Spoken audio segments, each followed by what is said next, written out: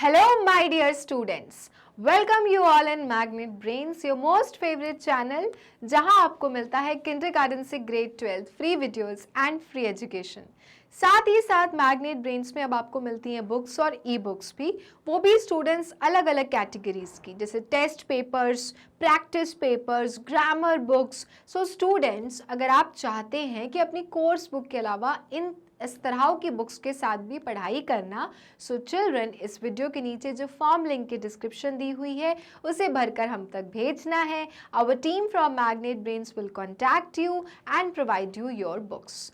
Along with students, अगर आप चाहते हैं मैग्नेट ब्रेन्स के नोट्स को लेना, माने किसी भी वीडियोस के स्पेशल नोट्स को लेना, किसी नोट्स को, फैकल्टी के नोट्स को पढ़ना, तो students procedure is same.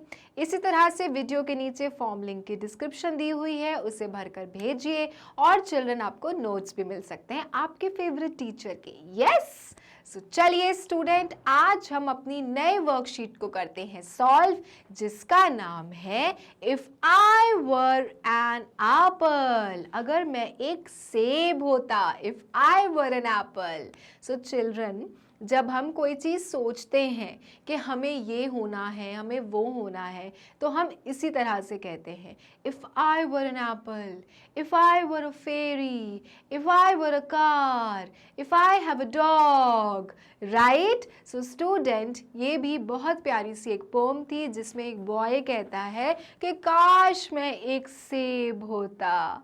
Okay, और क्यों होता है ये सब तो आपको पता ही होगा, क्योंकि पोम में सारी बातें लिखी हुई हैं। क्योंकि वो चाहता है कि एप्पल्स अपने आप ही सबको मिलने लग जाए और सब लोग खुश हो जाए। तो चलिए चिल्ड्रन, आज हम शुरू करते हैं worksheet of the topic if I were an apple. तो पहला क्वेश्चन क्या होता है हमारे हर वर्कशीट का? Yes, you all are smart kids, true और फॉल्स। तो चलो, state T for true and F for false statements. Clear है? आपको सही स्टेटमेंट के लिए ट्रू लिखना है और गलत स्टेटमेंट के लिए फॉल्स लिखना है। पहला क्वेश्चन है, the child wants to be an apple. बच्चा एप्पल बनना चाहता है। क्या ऐसा कुछ है? The child wants to be an apple. So yes student, वो कहता है ना if I were an apple. So yes student, बच्चा एप्पल बनना चाहता है if I were an apple. So this is a true statement. This is a true statement. Second, the apple does not want to drop down. जो Apple लगे हुए हैं पेड़ में, पोम में, वो गिरना नहीं चाहते। भाई क्यों गिरेंगे? वो तो टंगे हुए हैं, लटके हुए हैं। अब जिसको खाना है वो जाए और तोड़ के खाए। So yes student, the apple does not want to drop down. तभी कहता है वो बॉय कि काश मैं एक एप्पल होता तो मैं खुद ही गिर जाता। ठीक है? So the apple does not want to drop down is also student true. Third, an apple grows on a mango tree. क्या एप्पल्स मैंगो के ट्री में होते हैं? आम के पेड़ों में उगते हैं apples? So no, apple apple के ट्री में उगेगा ना। Why would it grow on a mango tree? So it is false. So write down F for false. Next, the child wants to give joy to everyone. बच्चा सबको खुशियां देना चाहता है। The child wants to give joy to everyone. Is it a true or a false statement? So yes student, boy बहुत प्यारा बच्चा है। He is a very nice boy and he wants to give joy to everyone. So this is a true statement. Next, the apple would fall down on a baby boy. क्या apple student baby boy के ऊपर गिर जाता है? The apple would fall down on a baby boy. So student no, ऐसा कुछ नहीं हुआ था। ये सारी चीजें वो इमेजिन कर रहा है। The apple would not fall down on a baby boy. So it is a false statement. Clear? Next one, question number 2, tick the correct option. ऐसे ही क्वेश्चन हमारे सारे वर्कशीट में होता है ना। आपको स्टूडेंट इस ब्लैंक को भरने के लिए इन ऑप्शंस में से सही वाले ऑप्शन को क्या करना है? चूज करना है। तो पहला है apples grow on dash, Apple माने सेब किस में ग्रो करते हैं, किस में उगते हैं? Options are an apple, apple apple में ही ग्रो करते हैं। बी अ प्लांट, एप्पल का एक पौधा होता है। सी अ ट्री, एप्पल का एक पेड़ होता है। या फिर डी एप्पल एक कैट में ग्रो करता है। सो this is wrong student, Apple grows on a tree, Apple का एक ट्री होता है और हमेशा सेब के ट्री, सेब के ही पेड़ में आपको सेब मिलते हैं। So apple grows on a tree. ठीक है, which tree? An apple tree, right. Next, why would the apple not stay on the tree? Apple क्यों नहीं ट्री में रहना चाहता? A as it does not like the tree, क्योंकि उसे tree नहीं पसंद है इसलिए वो नहीं रहना चाहता ट्री पर। B as it likes falling down, क्योंकि उसे गिरना अच्छा लगता है सबके ऊपर। C as it would give nobody joy, क्योंकि वो किसी को भी खुशी नहीं देना चाहता। And D as it likes the nice boy, so student क्योंकि वो नाइस बॉय को पसंद करता है। So student the answer is as it likes the nice boy, fourth वाला आंसर सही होगा। क्यों एप्पल ट्री पे नहीं रहना चाहता? क्योंकि स्टूडेंट वो नाइस बॉय, मतलब जो बॉय है जो ये पोम बता रहा है और वही कह रहा है कि मैं अगर एप्पल होता तो मैं तुम्हारे जैसे नाइस बॉय के ऊपर गिरता खुद ही जाकर।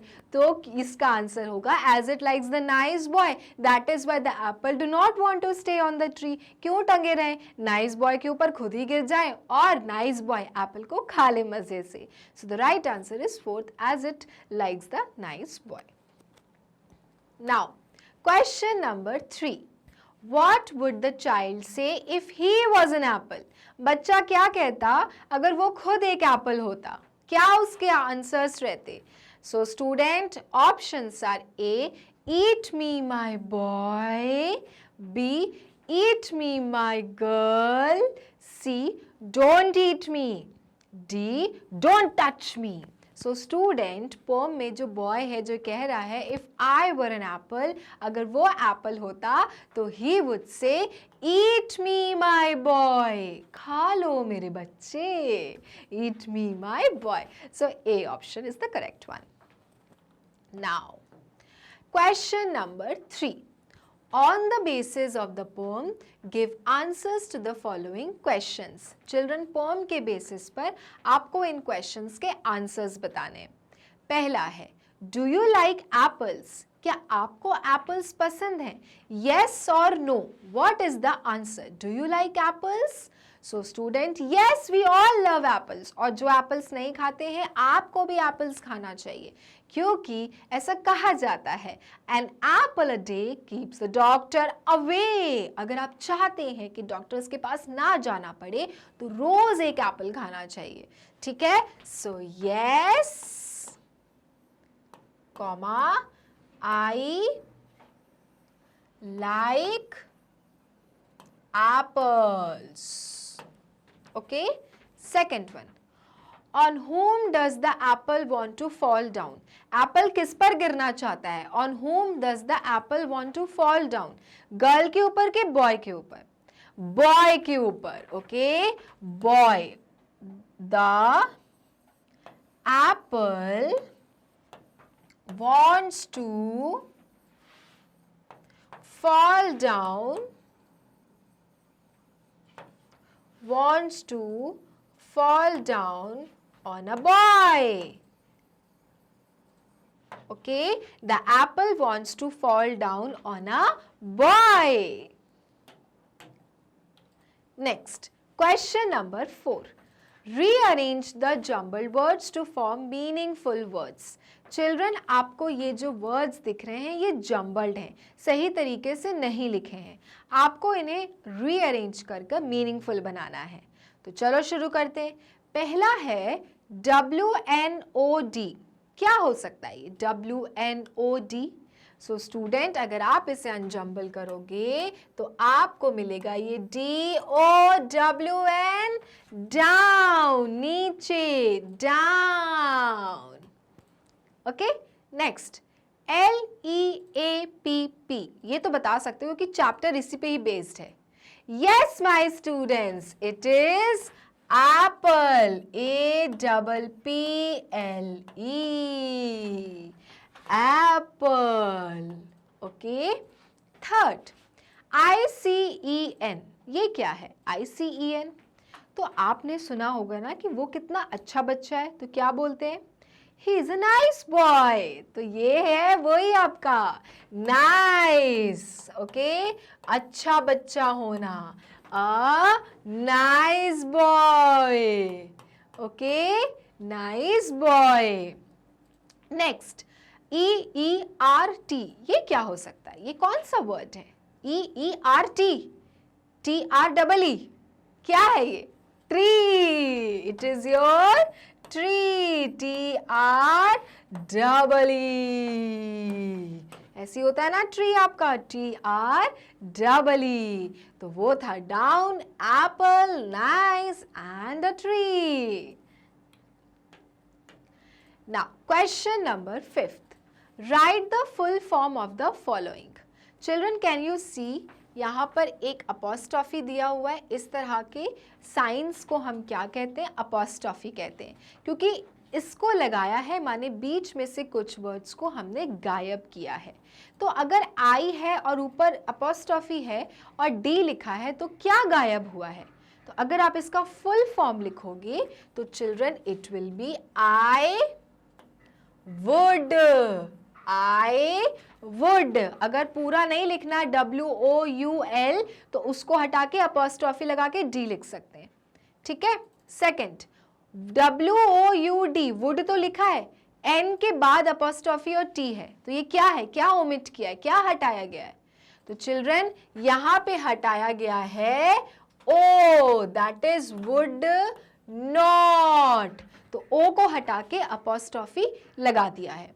तो इस तरह के आपको आगे जाके बहुत सारे वर्ड्स मिलेंगे. तो आपको ये समझना है कि जब ये अपॉस्ट्रॉफी लगा होता है माने कुछ वर्ड्स को हटाया जाता है. Clear? Okay. Now question number 6. Match the words in column A with their opposites in column B. बिना ऑपोजिट्स के तो हमारी कोई भी वर्कशीट सॉल्व नहीं होती है. सो कॉलम A और कॉलम B की हम लोग ऑपोजिट्स बनाते हैं. नाइस माने अच्छा.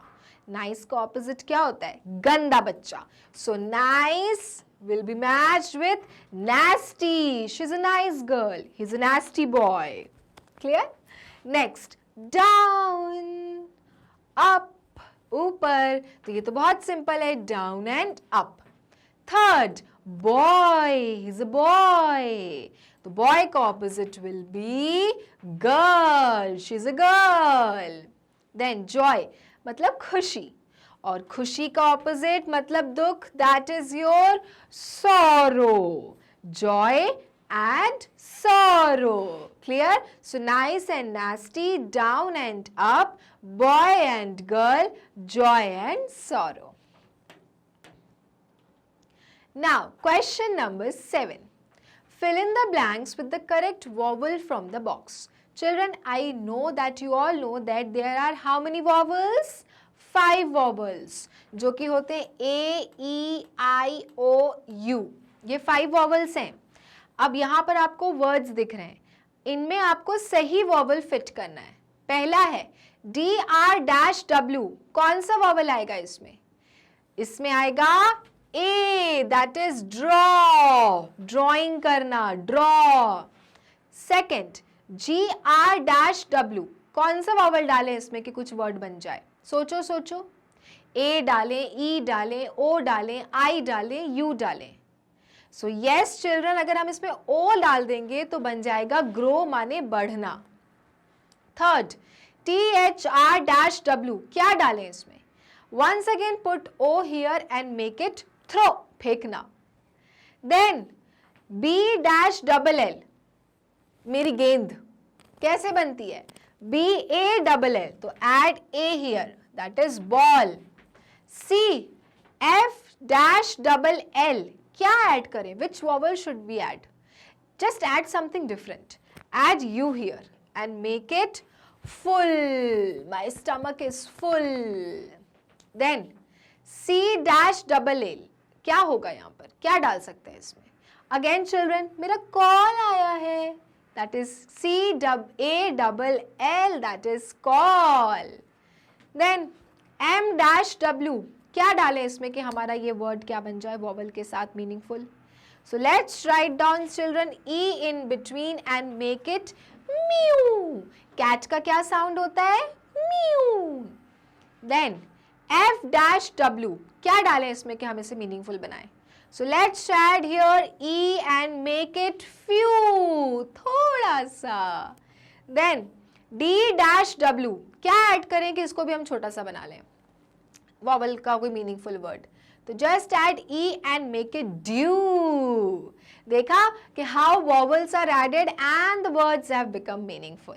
Clear? Okay.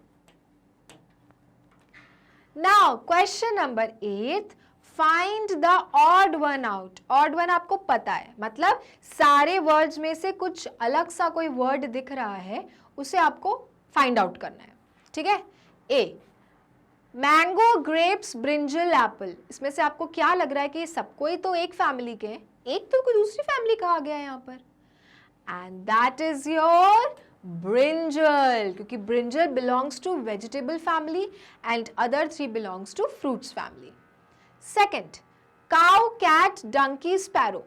Cow, cat, donkey, sparrow में कौन सा वाला आपको लग रहा है कि ऑड वन आउट है? So children, it is your sparrow, माने bird. बाकी सब animals हैं, cow, cat, donkey. Third, eagle, elephant, parrot, duck. इसमें से आपको कौन सा odd one out लग रहा है? So once again student, बाकी सब words हैं, लेकिन elephant is your animal, land animal. तो आपका elephant odd one out हो गया. Next, mouth, hand, eyes, body. इसमें तो सारी चीजें मुझे body की लग रही हैं. लेकिन children, odd one is your body only, क्योंकि जैसा मैंने आपको बोला कि ये सारी चीजें बॉडी के पार्ट्स हैं, है ना? तो ये तो एक फैमिली को होगा कि भाई हम तो बॉडी के पार्ट्स हैं, हम तो बॉडी के पार्ट्स हैं, हम तो बॉडी के पार्ट्स हैं.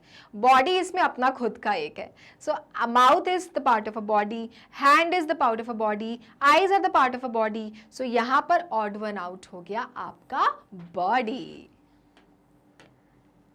Next, Question number 9. Answer the following question. Where is the apple? Apple कहाँ है? So apple तो tree पर ही होगा ना. How silly question it is. So let's write down the answer of this silly question. The apple is on the apple tree. The apple is on the apple tree. Okay? Next. Where is the boy? और boy कहाँ था? जब Apple tree पर था तो boy कहाँ पर था? So the boy is standing under the apple tree. तभी तो वहां से उसे एप्पल दिख रहा था. The boy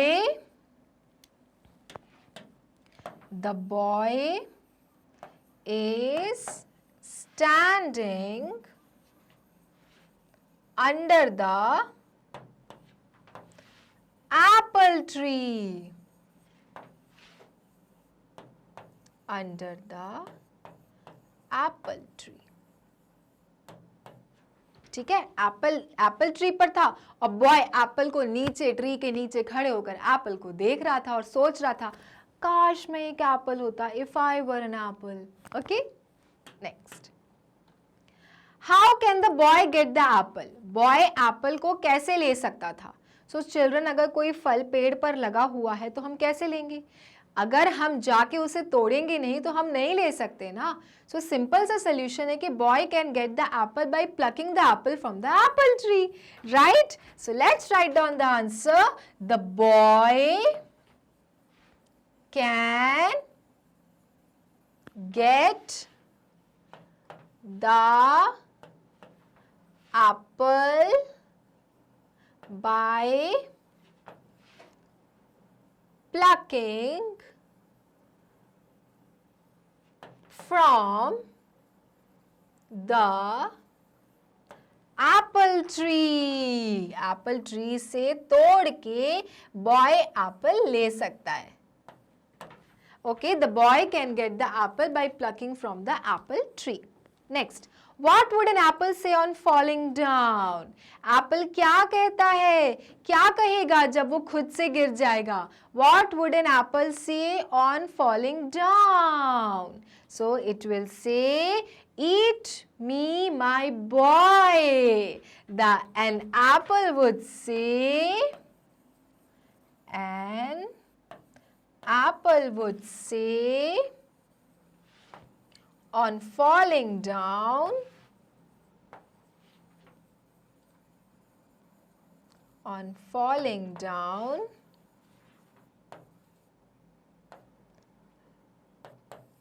eat me, my boy. Eat me, my boy.